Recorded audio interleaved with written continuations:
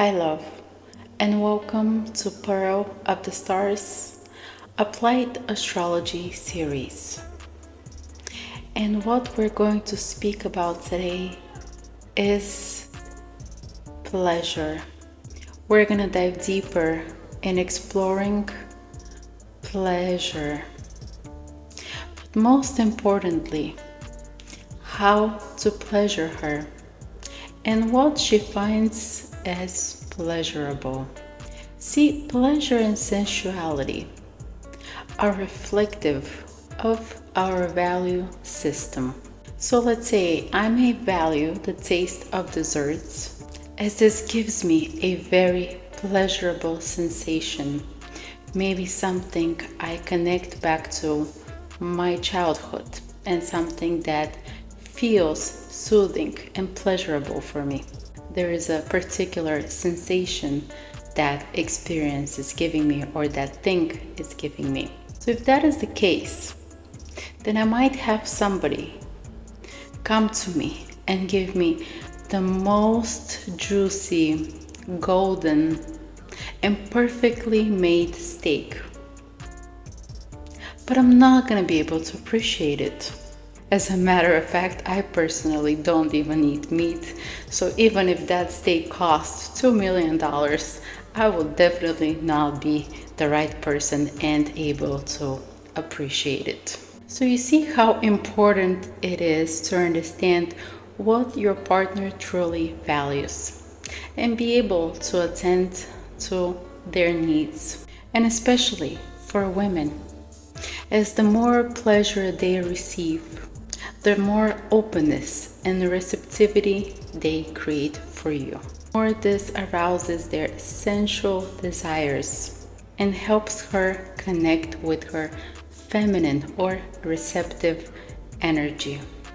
And even if you want to imagine it, look at it this way: the more open and receptive she is towards you, in the relationship, that openness creates space for more treasure to come in.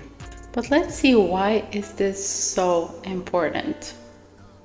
Have you ever heard of the saying, happy wife, happy life? See, even if she's not your wife, since today we're going to speak about the planet of Venus, which represents more of our love affairs or partners, not necessarily a spouse.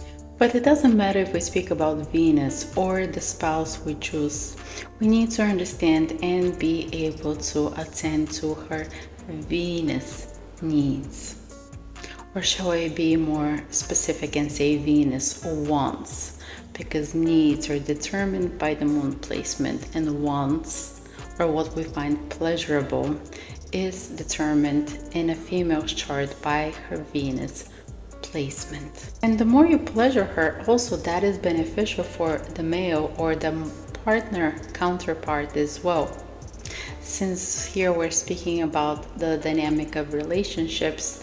So the more she's satisfied, the more you benefit as well, because whatever she receives, she gives back or she expends. In many cases, that also affects a male's financial gains, since Venus is also determining values and material possessions and gains. In the case of non-traditional relationships, as long as you're born with female organs, and here I don't speak about if you decided to change your sex, even though natal charts don't have a gender. You cannot tell if somebody is a female or male just by looking at the natal chart.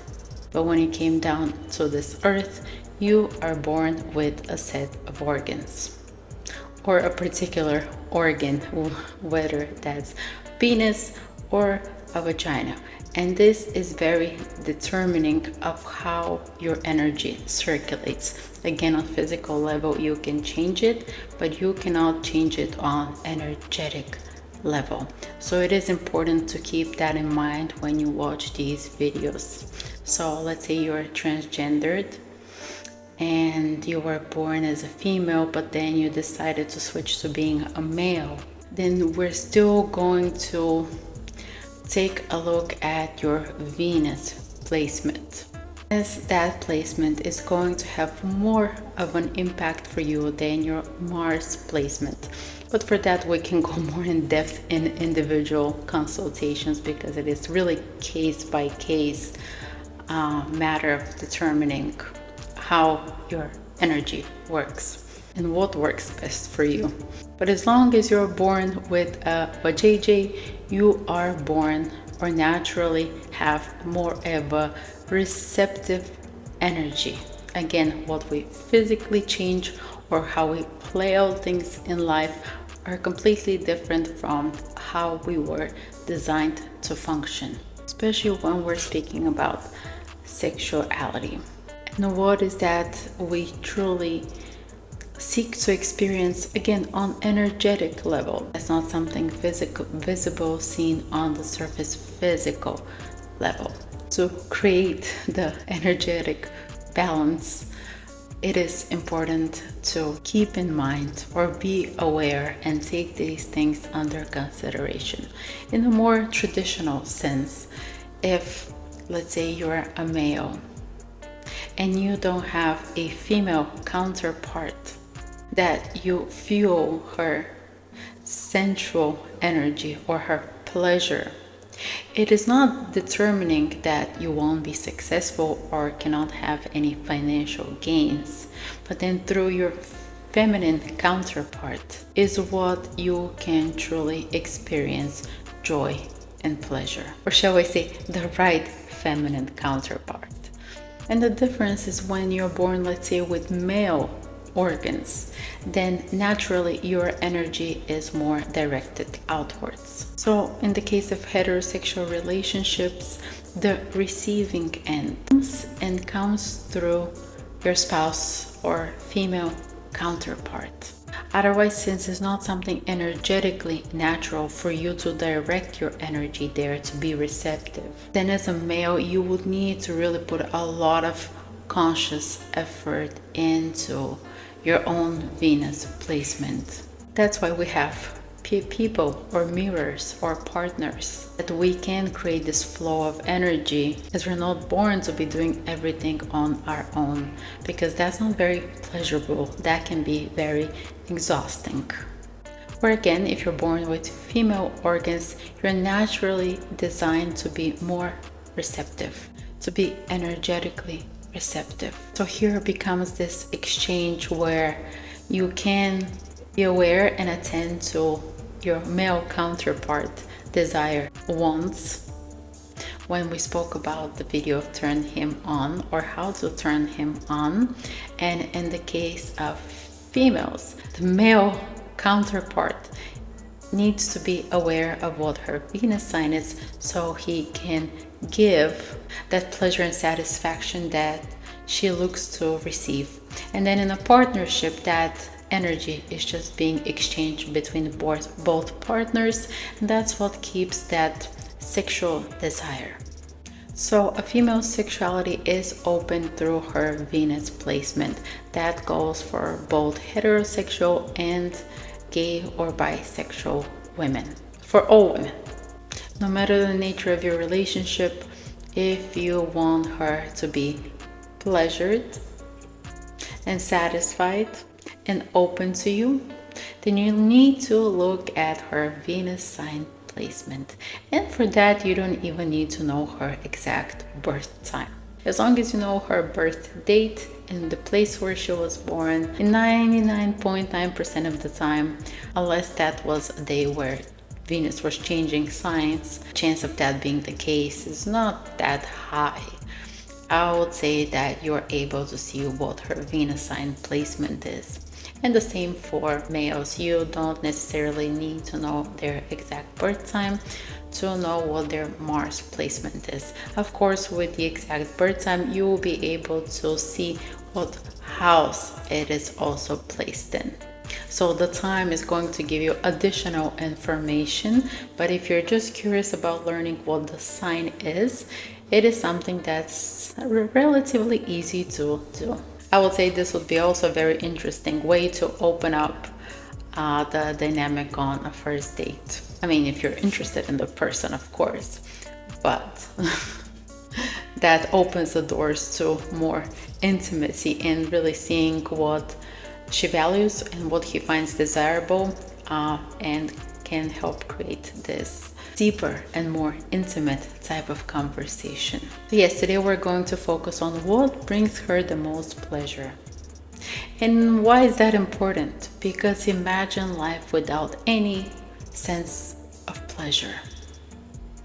It's a life that loses its taste and flavor. And in anybody's natal chart, Venus and 7th house placements are really determining what we find as a pleasurable experience or joy in a relationship or in a partnership. It is determining of what we value when we share an experience with another person. So if that experience doesn't taste or feel very pleasurable, it is difficult to sustain it in the long run.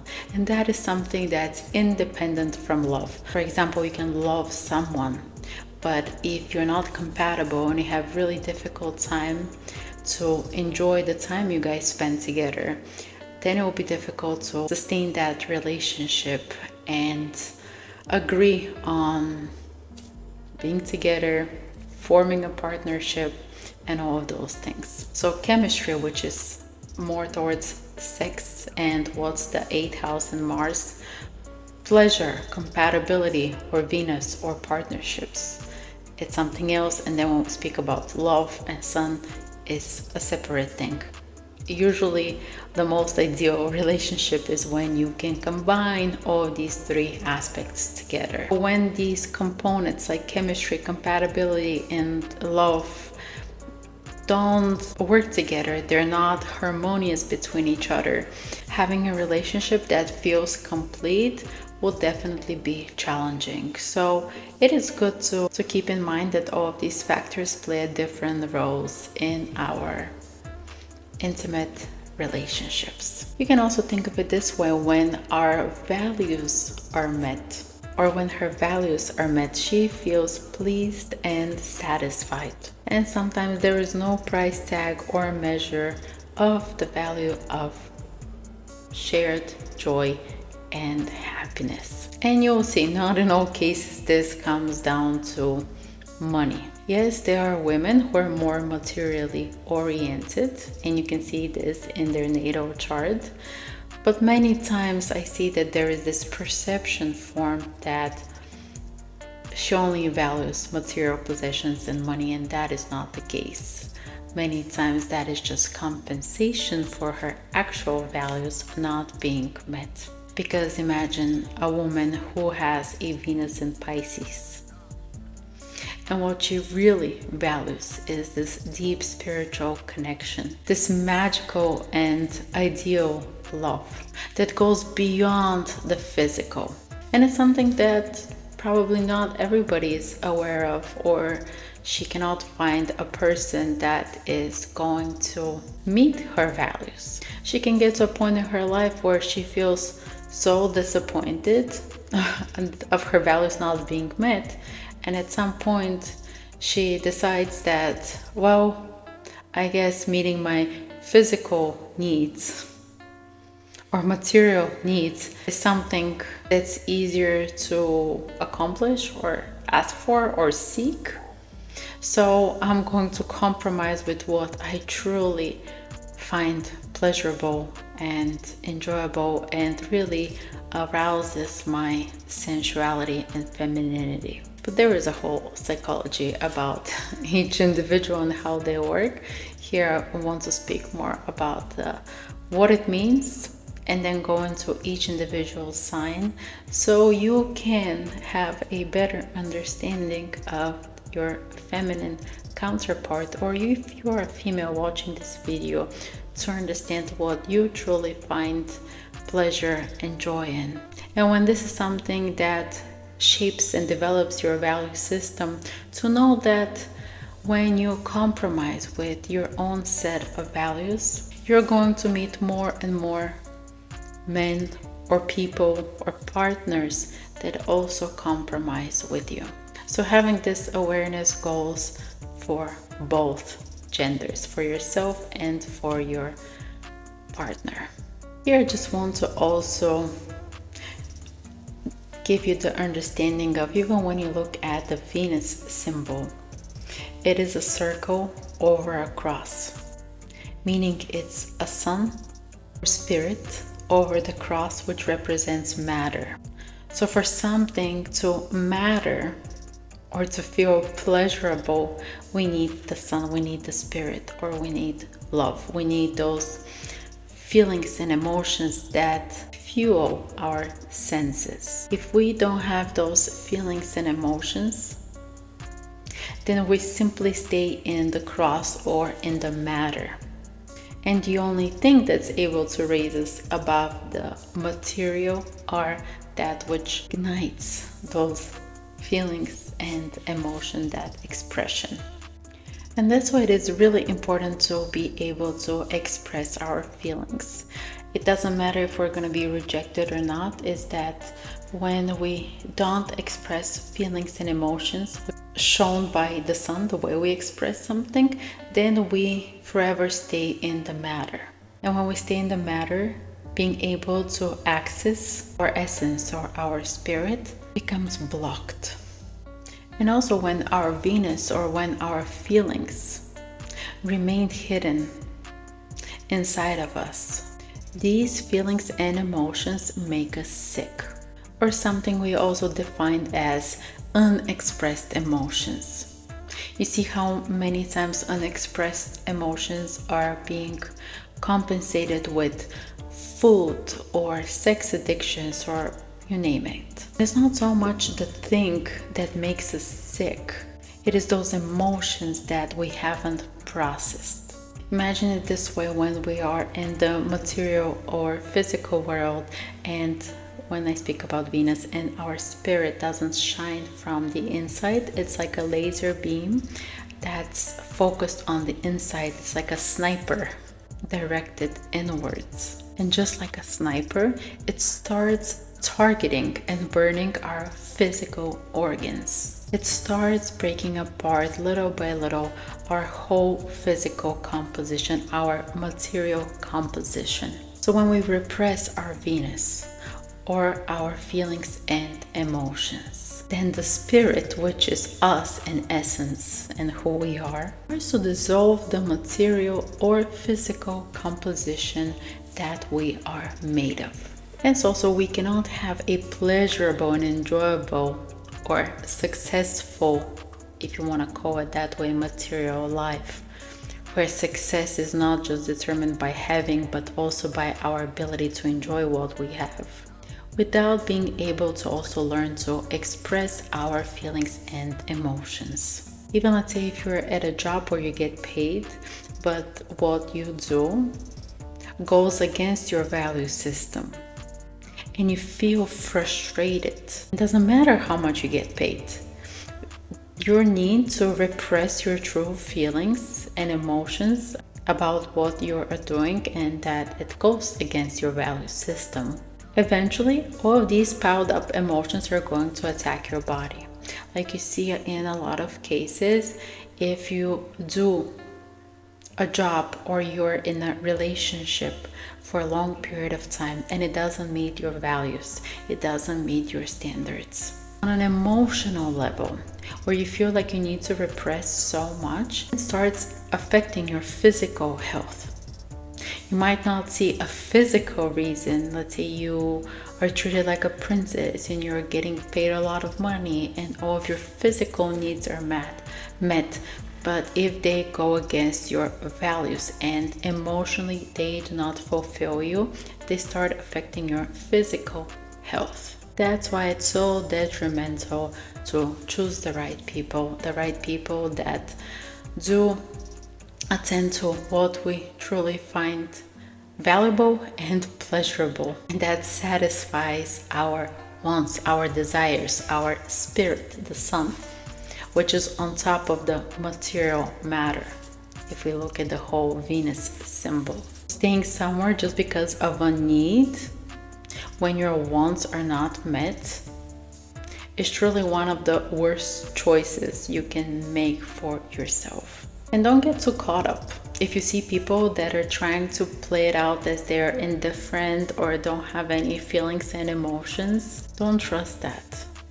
Because in a lot of these cases, everybody has feelings and emotions, and sometimes indifference or playing it so cool is only showing that the feelings are there, but they have been buried away so deep and they have been repressed for so long that at some point it just becomes very difficult to pinpoint them and to formulate them. And since I didn't mention this in the Mars video, but just to give you the difference here between Mars and Venus, when you look at the Mars symbol, it's the circle and then you have the cross over the circle. That means the material rules over, or the matter rules over the spirit. Where in Venus, it's the opposite. It is spirit over matter. So you see how the masculine energy is more materially focused, how the feminine receptive energy is more spiritually focused. And as we all know, the truth always lies in the middle, in the integration of both, the spiritual and the material, the masculine and the feminine, all of these two polarities or dualities when they merge into one, and finding that balance. So it's the same case with a male's Mars or masculine energy. So the difference here is when we suppress our Venus, we completely destroy our physical existence. While when we suppress our Mars, we completely destroy the reason to exist. Desire to fight, to push through, to overcome challenges, to be assertive, to make decisions, all of these masculine energetic traits. The traits that define our defensive mechanism, which is reflective of our immune system. So you can look at Mars as, even in your own natal chart, as Mars being the masculine energy serving as your defense mechanism or protection of the body, while Venus is that which fuels life into the body. And that fuel comes through receiving. One of the worst things that can happen is when we do not express our feelings and emotions or cannot pinpoint them and starts taking on another's feelings and emotions as our own. It is the same as when we do not fuel or assert our Mars energy. Then we become under the control and power of a more assertive and somebody who has a stronger Mars placement.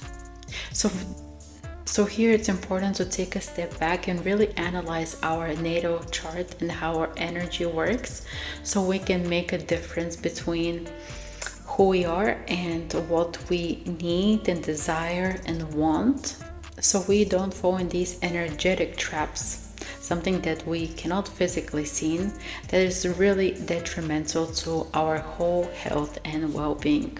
Even when we speak about sexuality, as much fun as it is and pleasure as it is, and we might even have a supermodel or the hottest looking guy in front of us, but if they don't meet our values and our needs or fuel our desires, then we are really compromising with ourselves. And that compromise kills our spirit, and living not in spirit is what begins the process of death or decomposition of our physical or material existence. So we need the transformation and change to this awareness, and also be open to change and transform into that which is truly meant for you to experience. This is what helps you move into your next level of consciousness. And when we don't do this willingly, then we are, since life is a constant change, and we are being forced by these external circumstances, regardless of whether we want it or not. Sometimes things happen in life that are outside of our control. And especially when we least want or least expect them, which really starts shocking our life and our whole boat and our sense of safety and security. Whereas when we do this willingly through our 8th house, which is responsible for change and transformation and rebirth, but also sex. Build that intimacy with awareness, because when we handle changes from a place of being empowered, even when we're faced with, well, this is what it's here to prepare us for, but even when we're faced with death, it is something that we no longer fear, as we have physically experienced that sensation of death through the intimacy we've built with the right partner for us. Because when we fear change, we pretty much fear death.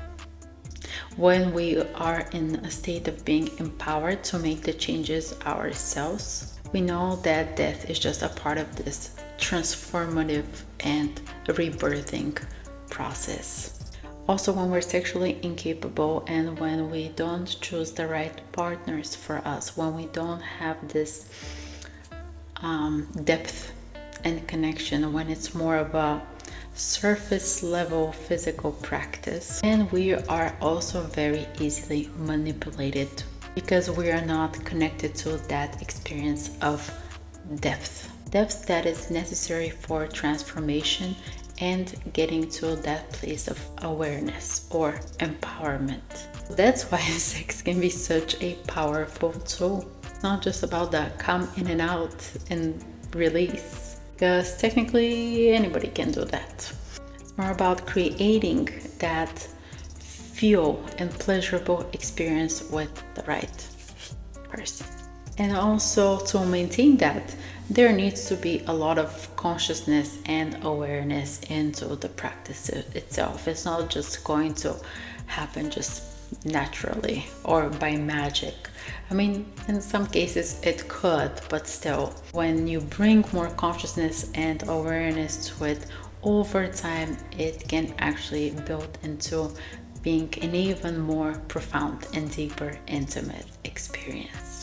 As long as we don't get lazy about it, because that's the other aspect of Venus, laziness. And we think that something is just going to come and happen easy on its own, and we don't want to put any effort into it. But if you put effort into your work, if you put effort into how you look, then, or in your education or whatever the thing you want to get in life, then how do you think you can have or build intimacy without putting or creating awareness to it? So having these open conversations and building more awareness on what pleasures her and what fuels his desire, these are probably one of the key important conversations that need to be led between individuals in relationships, in a couple, because without that you cannot create something sustainable. And that is also something that can change over time or depending on specific circumstances. And I know some people, I don't even know if I want to go into this topic since I'm speaking about Venus, but that just came to me right now that if you look at evolution of society, that's why C-sections are becoming so popular, because even if they're not chosen by the individual itself, the whole perception is also manipulated into promoting C-sections. Again, I'm not against them, and there are sometimes medical reasons for it, which are necessary to save lives of both the mother and the child. And I've also have very close people to me that had to go through this procedure because they had medical reasons for it, and that's totally understandable. I'm speaking about here when it's encouraged, when there is no specific medical reasons, or the female doesn't want to feel any pain. And probably a lot of times either she fears because there is not enough information or guidance on how to be able to handle that pain, because it's not something that's impossible to tolerate. I mean, I have done it. Many women in the past have. It is pain that is manageable, but we need to have the right mindset and information on it before the day comes. So when we fall into the trap of having everything the easy way and being lazy about it, and then the medical system promoting more C-sections, what we're actually doing is we're creating weak generations which can be easily manipulated. As the moment there is a C-section, the baby loses its natural instinct to fight. It loses its natural drive to even fight to get out through the canal. And then in that moment, the external energy of the baby that is responsible for building its immunity, it becomes castrated. The will and the ability to assert itself in life becomes castrated. So unless there is a life urgency or medical condition, or there is a specific reason that a C-section is necessary, I don't recommend this for anyone. Because on surface level it's something easy, when in actuality it's something that just creates generations that are easy to manipulate and have no sense of self or drive for life. And we're gonna see more of this as new generations start growing up. And of course, when our natural immune response is cut off, we cannot build our own protective defense mechanism in life. So in this case, I don't want to put any blames on anyone, but yes, especially when you have boys, mothers are responsible for giving their sons this ability to fight and have a drive, a will to live. So even before any woman come along in his life, and if you ever want to give anything to your son, and let's say you're afraid of giving natural birth, then keep this in mind. If there is something I can give my child, and we cannot give them everything and be, perfect in every sense, but this is something it's really important, and especially for boys, to have this experience, the ability to be born in this natural way where they have this first meeting with fight for life, as this activates their masculine energy. Again, if you have a medical reason, there is nothing for you to feel guilty about. This is not my intention here. It's something that makes a huge difference for those who want to approach the whole birthing, since we spoke about transformation and change, the whole birthing process with more awareness. It is something to keep in mind. And if you're interested more on the topic, maybe I can do another video on it, although I would not say that I'm an expert in the whole doula birthing process, but it could be interesting maybe to bring somebody along who can help to expand on the topic even in more details. But anyway, I think I deviated too much from the topic. Let's now go back to Venus. This is a little bit more pleasurable, and as we spoke about feelings and emotions, this Venus is also the planet of love. If you love someone, just tell them. Again, we have the spirit over the matter, expression over the matter. The value lies in the expression over the matter. And this is regardless of what response you get back. This is something that you need to do yourself for your own emotional expression. It's not something we do that's dependent on the other or what we're going to receive as a response. And see, pleasure comes from the ability to taste life. And taste doesn't come from the material. Taste is felt by the material when that material thing is connected to the spirit, when it's connected to love or light. And to give you an example, imagine somebody who carries a lot of resentment and negative emotions towards you, and they cook for you a meal. The same meal is then prepared by somebody who has a lot of light and love towards you. On a physical or material substance level, it is the same meal, the same ingredients were used, but one is spiced up by resentment and the other one is spiced up by love.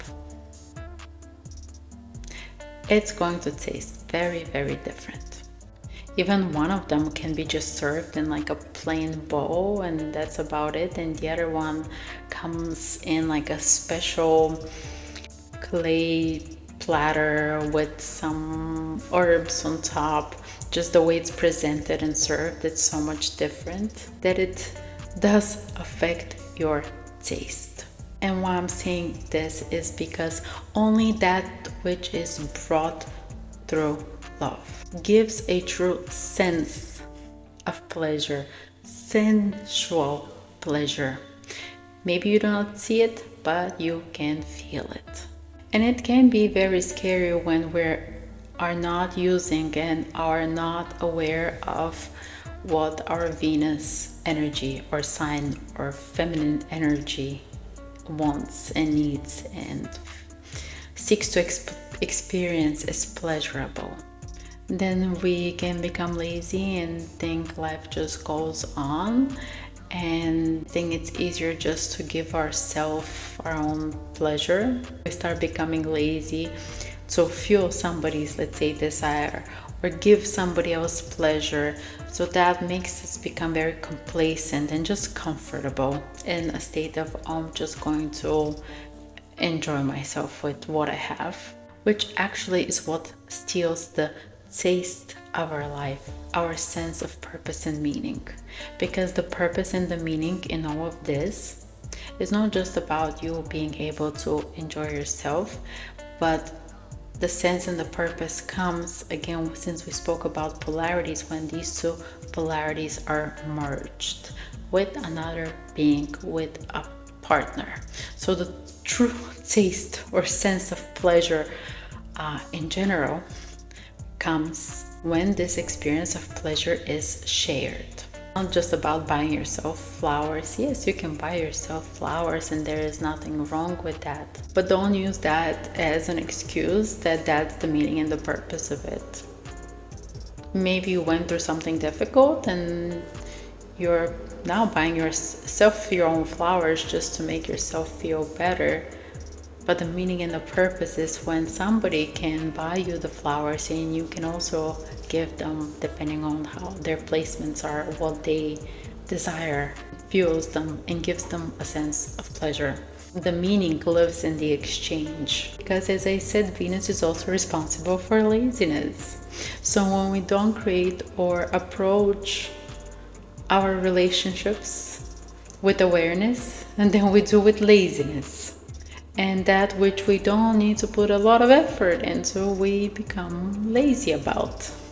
And also in that sense that too much pleasure or overindulgence also leads to laziness. And laziness leads to inactivity. And again, inactivity leads to refusal to live.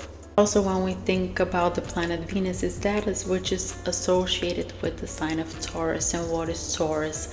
It is the seeds that we plant for growth. The values that we have are the seeds that we plant for growth. But that's on individual level because it's Venus in retrograde motion. Venus in its highest expression is about exchanging and sharing those values, the seeds that we planted, so we can both grow together. And the truest joy comes when we have shared values. That's when we have a truly enjoyable experience in our relationships. Again, if we could love each other, we can have the best sex ever, but if our values don't match, then it's very difficult to create a harmonious relationship and union with someone, because what we value is going to determine our goals and the path that we take in life. For example, one could value health and wellness, where another would value partying and going out. Well, at some point, even if it's super exciting in the beginning, that difference in values is going to cause a lot of friction, especially when there is no meeting point somewhere in between that value system. So in a natal chart for women, Venus is representative of your feminine energy, of your sensual energy, where you take the role as a lover. Whereas in a male's chart, Venus is representing his lover archetype.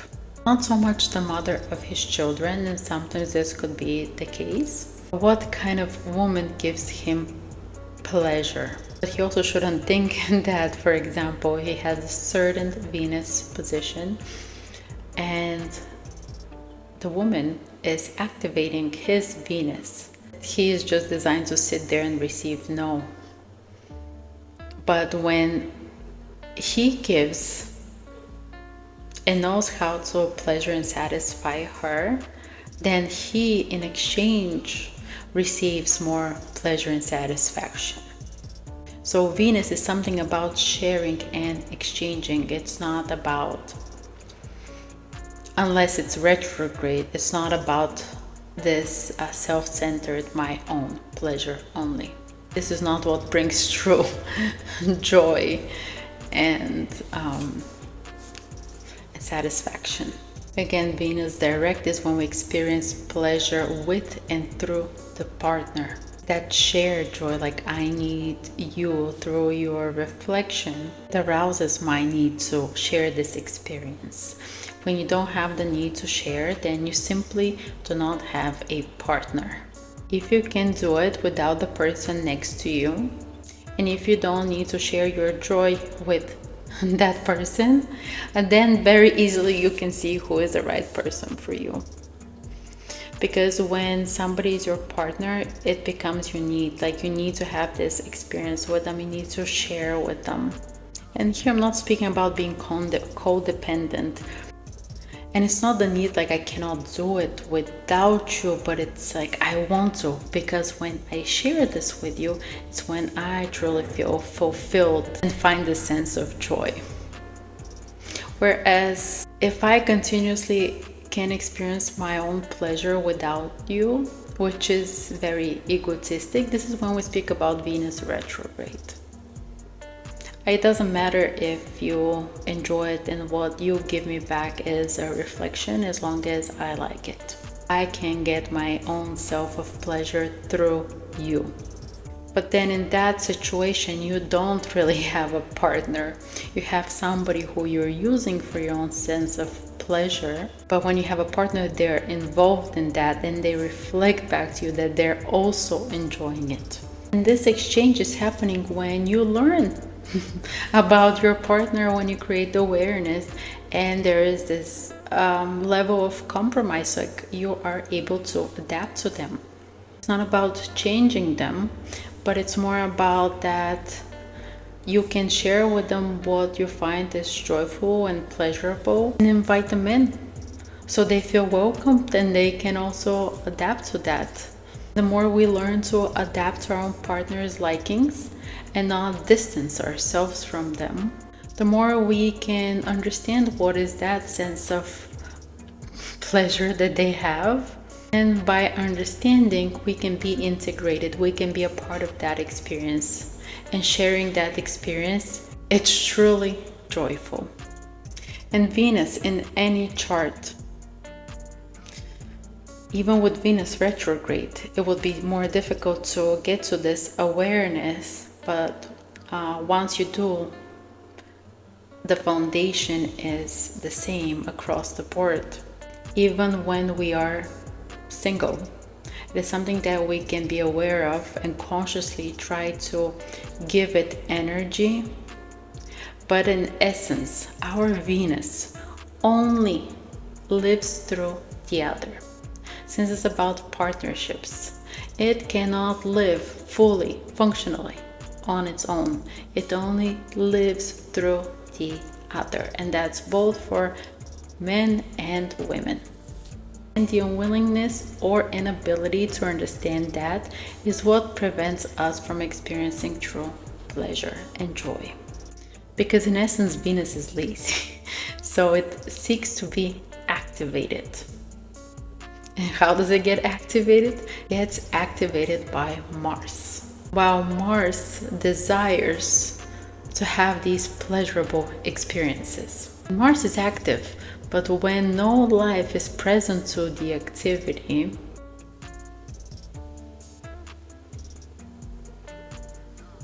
there is no really sense of pleasure. So you see how both Venus and Mars are very connected, in the sense where she feels your drive and you give her pleasure, and the more you can sustain that interchange, you see how I'm kind of painting out this infinity sign with my hand, and you can maintain that flow, the more harmonious relationships you can create, but also have a deeper sexual, intimate, and enjoyable experience together. Because there is an equilibrium, a balanced energetic exchange. The more and more, let's say you don't have the energy to share the pleasure, like you don't have a partner to share the pleasure, it simply gets wasted. Like even if you have gains, let's say that's in the monetary sense, there is not that emotional connection that you can share it with, then there is no true sense of pleasure. You can buy yourself things, even bodies, people to have sex with, foods, but you cannot buy emotions and feelings. You cannot buy love.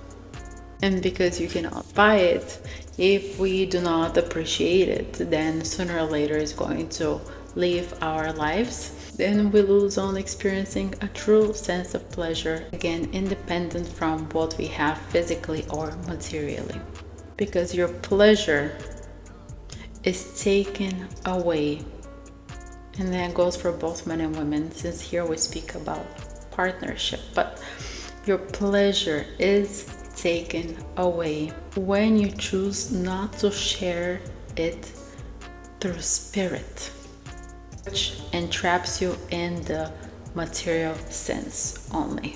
This is how you can see a lot of people who may be wealthy but experience no true sense of pleasure, because those two things are separate, and a true sense of pleasure is not tied to your material possessions, whether those material possessions are shared through love.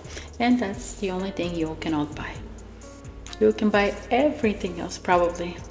No health you can't really buy either. Love and health you cannot buy. You can only be aware to and live through. Okay, but I'm done with the energetic explanation, philosophical part on why is it important to pleasure her. And so now we're going to dive into how to pleasure her perfectly by looking at her Venus placement in her natal chart by sign, house, and ruler of the 7th house. Or also we're going to make it more simple, I'm also going to break it down in such a way where we look at her Venus by sign, by house, and by her descendant sign. So whatever lives in her 7th house cusp. And that's going to give you a full picture of what she values and perceives as pleasurable. And the more she receives that with awareness, of course, the more she can bring more pleasure into your life as well. And also be more sensually receptive and aroused. Again, who wouldn't want a pleased and satisfied woman that is able to experience joy and amplify joy? So let's get into the signs now and have some pleasurable fun. Look at my kitty cat. Meow, meow, meow. Well, thank you guys for watching. I will see you next time. For the full video, please click on the link below. Subscribe, like, all of that fun spiel on YouTube. And yeah, thank you for watching, and I'll see you next time. Have an absolutely pleasurable, enjoyable, and sensual day. Bye bye.